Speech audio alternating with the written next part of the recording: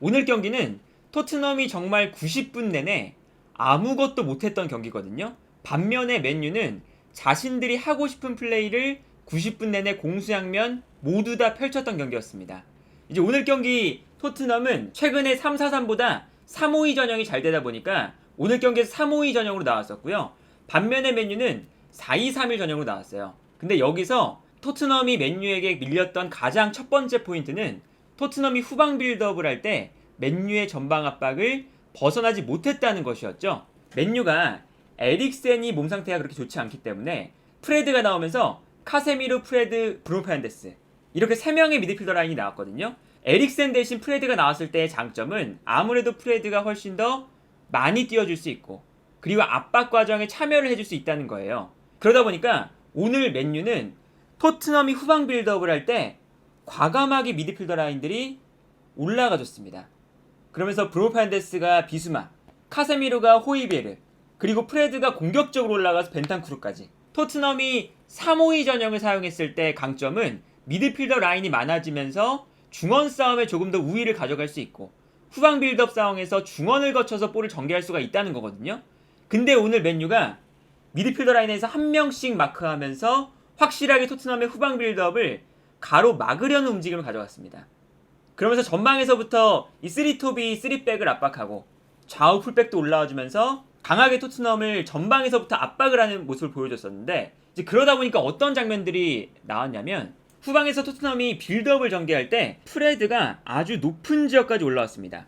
이건 이제 뒤에 카세미르가 있기 때문인데 여기서 토트넘이 비수마에게 패스를 전개하거든요. 그런데 여기서 프레드가 비수마를 향해서 과감하게 전진을 해요. 비수마가 프레드의 압박에 볼을 빼앗기는 모습을 볼 수가 있었습니다. 기본적으로 오늘 경기에서 비수마의 폼이 매우 안 좋기도 했지만 이러한 모습이 나오는 것은 에릭센 대신 프레드가 나와서 맨유가 중원에서 강한 압박을 펼쳤기 때문에 나왔던 장면이었거든요. 그리고 이러한 장면이 계속해서 반복됩니다. 호이비에르, 비수마, 벤탄쿠르 이렇게 3명의 선수가 토트넘이 중원에 있을 때 맨유의 중원 라인이 브루노 페르난데스가 비수마, 프레드가 벤탄쿠르 그리고 카세미르가 호이비에르를 마크해주면서 1대1로 중원 라인을 강하게 압박하고 있어요. 그런데 여기서 토트넘의 가장 큰 문제는 중원 라인이 그렇게 볼 소유 능력이나 탈압박 능력에 엄청나게 뛰어난 모습을 보여주는 구성이 아니라는 거죠.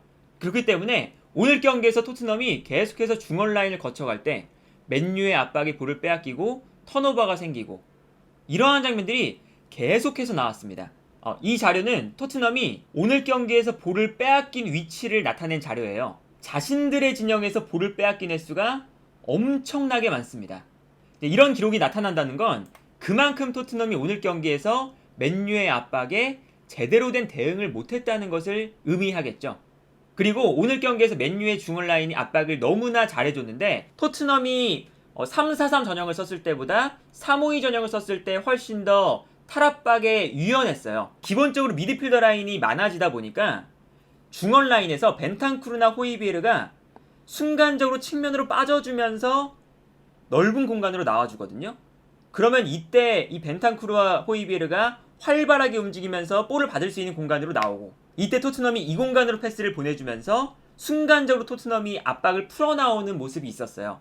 그런데 맨유가 오늘 경기는 미드필더 라인에서 호이비에르, 비수마, 벤탄쿠르를 완벽하게 1대1로 붙잡아 넣고 카세미르, 프레드, 브루노 페르난데스가 확실하게 이 토트넘의 미드필더 라인을 수비적으로 완전히 묶어버렸거든요. 그래서 호이비에르나 벤탄쿠르가 측면으로 움직일 때 맨유의 미드필더 라인이 그냥 빠르게 따라가서 1대1 대인 마크를 해줍니다. 그리고 이 과정에서 토트넘의 그동안 3-5-2 전형을 사용하면서 탈압박을 해왔던 패턴들이 전혀 통하지 않는 모습을 보여줬어요. 기본적으로 토트넘이 벤탄쿠르, 비수마, 호이비에르 이 3명의 미드필더 라인이 있을 때 호이비에르가 맨유의 압박이 너무나 거세다 보니까 살짝 측면으로 빠져주는 모습을 보여줍니다. 토트넘은 측면으로 빠져나가는 호이비에르에게 패스를 보내주거든요.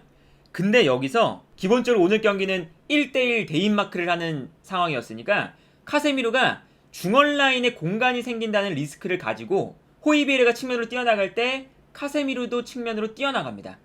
그러면서 이 다음 장면 보시면요. 카세미르가 따라가서 호이비에르를 강하게 압박하니까 토트넘이 호이비에르 쪽으로 볼을 보내줬는데 여기서 호이비에르가 제대로 볼을 소유하지 못하고 패스 미스가 나옵니다. 그러니까 이러한 것처럼 오늘 경기는 카세미르, 프레드, 브루노 페르난데스 이 3명의 선수가 토트넘의 3명의 미드필더 라인을 확실하게 전방에서 압박을 한 상태였는데, 여기서 토트넘이 그동안 3-5-2 전형을 사용하면서 탈압박에 도움을 줬던 패턴들, 호이비에르나 벤탄쿠르가 측면적으로 빠져나가면서 볼을 받아준다, 이러한 패턴도 오늘 맨유가 완벽하게 대비를 해 나온 경기였다, 이렇게 볼 수가 있었고요. 그러다 보니까 결국에는 맨유가 오늘 경기에서 첫 번째 실점을 했던 장면도 공격을 전개하다가 후방에서 볼을 빼앗기면서 나왔거든요. 비수마가 중원에서 볼을 받아주려고 하는데 이때 브루노 페르난데스가 비수마를 강하게 압박을 하고 있죠. 이제 그러다 보니까 여기서 토트넘이 패스를 보내줄 수 있는 루트를 찾지를 못해요. 후방에서 볼을 잡을 때도 맨유의 전방 압박이 워낙에 거세니까 패스를 보내줄 수 있는 루트를 단 한 곳도 찾아볼 수가 없습니다. 이 반대편에 있는 선수도 압박을 당하고 있고 중원에 있는 선수도 압박을 당하고 있고 1대1로 계속해서 압박을 당하고 있거든요. 그러다 보니까 여기서 패스가 불안하게 나와요. 측면에서도 볼을 그냥 소유하지 못하고 그냥 걷어내는 수준의 플레이가 나오거든요. 여기서 그냥 단순하게 볼을 걷어내다 보니까 케인이 전방에서 볼을 잡을 때 제대로 된 낙하 지점을 잡지 못했습니다.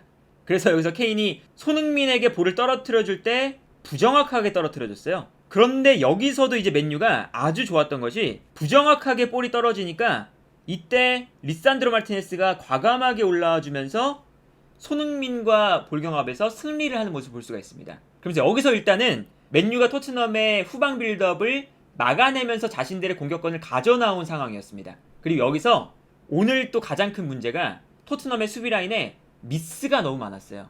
사실은 어려운 장면은 아니었거든요.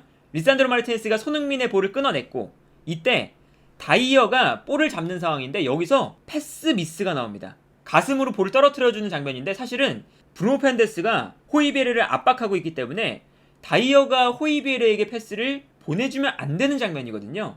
근데 패스도 부정확하거니와 일단은 압박을 당하고 있는 호이비에르에게 가슴으로 볼을 떨어뜨려줘요. 그러니까 브루노 페르난데스가 강하게 달려들면서 다이어의 패스를 끊어내죠. 여기서 이제 공격이 전개되기가 시작해요. 그래서 결국에는 측면에 있는 산초에게 패스를 보내주고 여기서 이제 토트넘의 수비 전형을 보면 수비의 위치가 너무나 불안정하죠. 측면에도 공간이 많이 발생하고 있고 이미 맨유의 공격수들을 놓치고 있는 상황이고요. 결국에는 산초가 볼을 받아서 프레드에게 패스, 그리고 프레드가 중거리 슈팅을 했는데 여기서 굴절이 되면서 이제 득점이 나왔던 장면인데 일단 후방 빌드업 안 됐죠. 그리고 후방 빌드업이 안 되니까 맨유에게 볼을 빼앗겼죠. 그리고 맨유가 볼을 차단하는 순간에 심지어 토트넘 수비 라인에 미스가 나오면서 다시 맨유에게 볼을 빼앗깁니다. 토트넘이 후방 라인에서 실수가 너무 많이 나오면서 계속해서 맨유에게 볼을 빼앗긴다. 이게 오늘 경기에서 가장 큰 포인트였다고 생각을 하고요. 그리고 아까 말씀드렸던 수비 라인에서의 미스, 그러니까 오늘 경기는 뭐 다이어도 마찬가지고 로메로도 마찬가지고 벤 데이비스도 마찬가지고 계속해서 수비 라인에서 특히나 치명적인 실수가 많이 나오거든요. 별거 아닌 장면이었어요. 이것도 이제 공중볼 싸움에서 로메로와 프레드가 그냥 공중볼 싸움을 하는 과정이었습니다. 근데 여기서 로메로가 바로 볼을 걷어내지 않고 자신이 볼을 소유하려다가 실수가 나와요. 그래서 여기서 이제 프레드가 볼을 빼앗으면서 래시포드 쪽으로 볼이 넘어가거든요. 근데 여기서도 어떤 실수가 또 나오냐면요, 실수라기보다 다이어가 수비 상황에서 너무 안 좋은 장면을 보여주는데 분명히 박스 안에서 래시포드가 볼을 잡는 상황인데 다이어가 너무 넓은 공간을 주고 있습니다. 그러니까 이게 이제 다이어의 사실은 수비적인 약점이잖아요. 자신이 이제 1대1 마크 상황, 또 스피드에 강점이 없다 보니까 기본적으로 뒤로 물러서는 수비를 합니다. 그러니까 래시포드 입장에서는 볼을 잡았을 때 너무나 넓은 공간이 형성돼요. 이 다음 장면에서도 래시포드가 너무나 편안하게 드리블하면서 접고 들어갈 수 있는 공간이 형성이 되죠. 심지어 박스 안인데 박스 안에서 수비수의 마크를 강하게 받지 않는 상황인 겁니다. 너무나 쉽게 공간이 나니까 자신감 있게 드리블해서, 사실 이것도 실점 장면이나 마찬가지거든요. 오늘 요리스가 너무나 많은 고생을 했는데 요리스가 거의 기적적인 선방을 하면서 막아낸 장면이었어요. 근데 이 장면도 사실은 다이어가 너무나 안일한 수비를 했던 장면이었다. 이런 장면도 있습니다. 토트넘이 계속 이제 끌려가는 상황이다 보니까 공격 라인에 올라온 상황이었어요. 근데 여기서 맨유가 후방으로 패스를 보내주고 여기서 이제 레시포드가 전방으로 볼을 넘겨주거든요.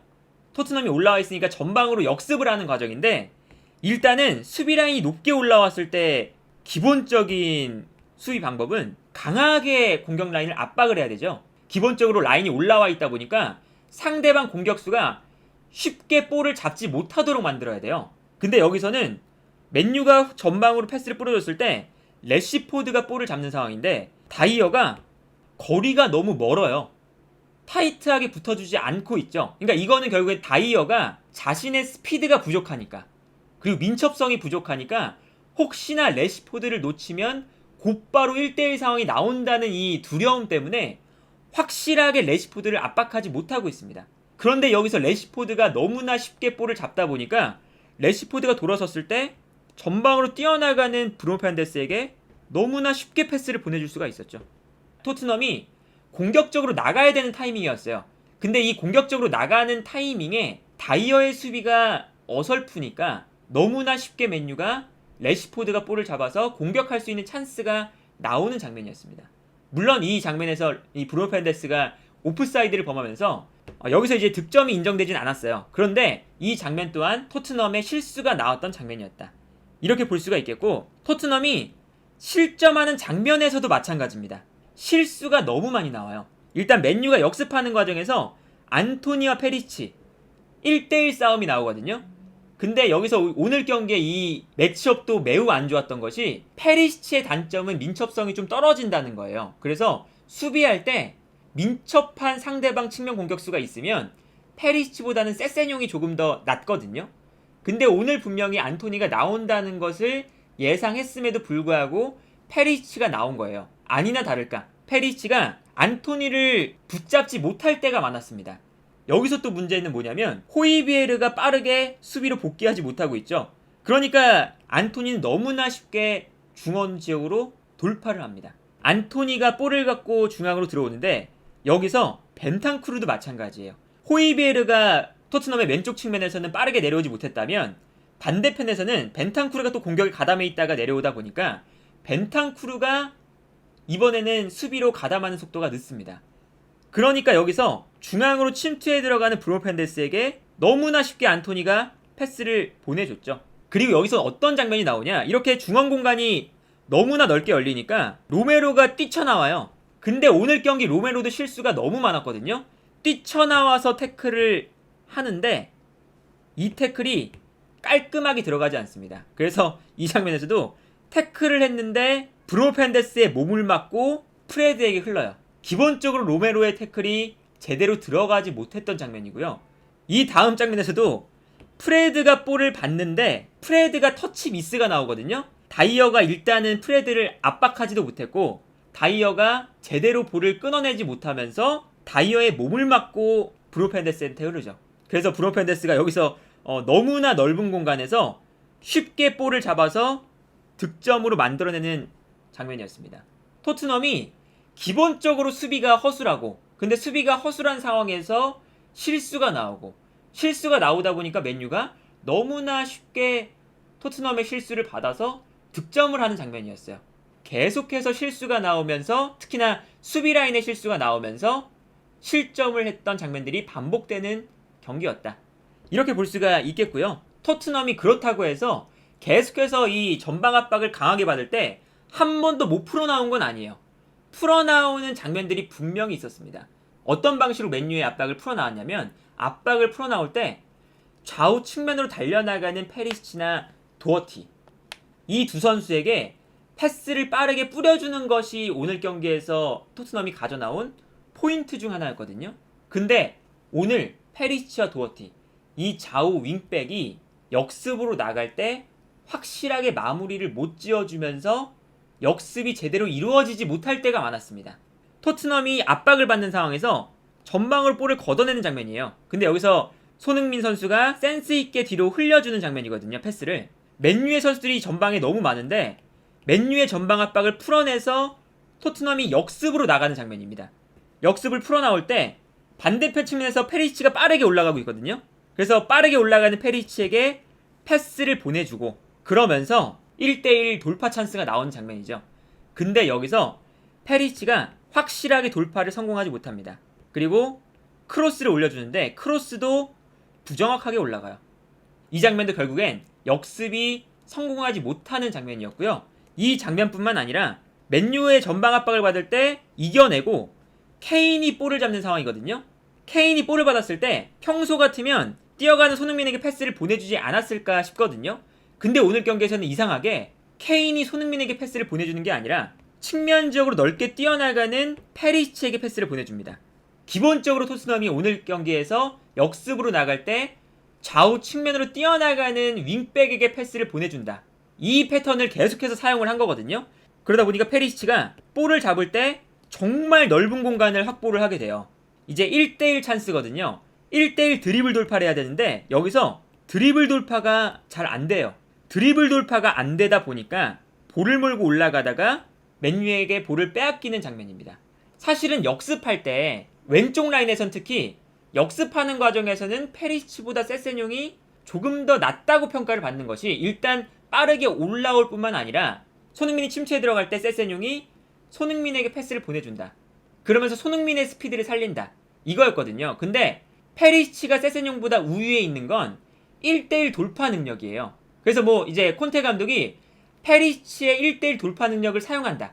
이 선택을 한 건 전혀 문제가 없는데 오늘 경기에서 페리시치의 1대1 돌파가 안 통하니까 문제가 되는 거죠.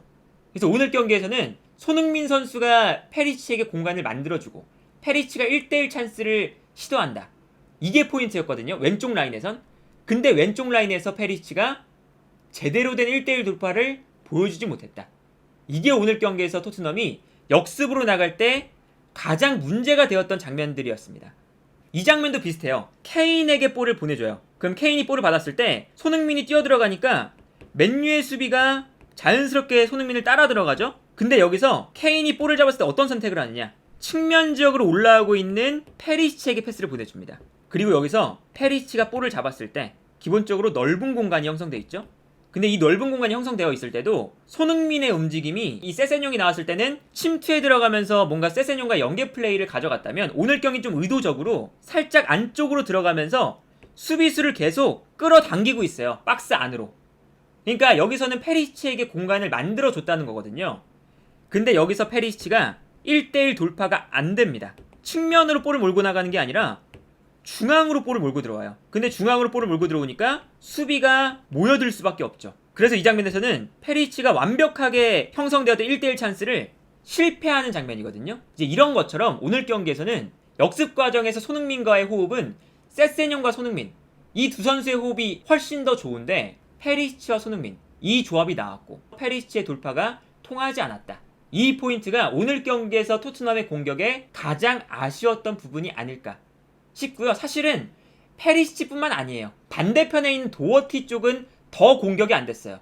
케인이 뭐 페리시치 쪽뿐만 아니라 도어티 쪽으로도 계속 볼을 보내줬거든요. 근데 그런 건 이제 둘째 치고 사실은 토트넘의 이 라인업을 보면 오늘 공격 방향은 페리시치와 손흥민, 이 두 선수가 있는 위치가 주된 공격 방향이어야 되거든요. 그런데 여기서 오른쪽에 있는 손흥민의 스피드를 살리는 것도 아니고, 그리고 손흥민 선수가 수비를 끌고 움직였을 때 페리시치가 돌파를 잘하는 것도 아니고 하다 보니까 오늘 공격에서는 이 왼쪽 라인의 공격이 제대로 풀리지 않았다 라는 것이 오늘 경기에서 가장 안 좋았던 토트넘의 부분이었다.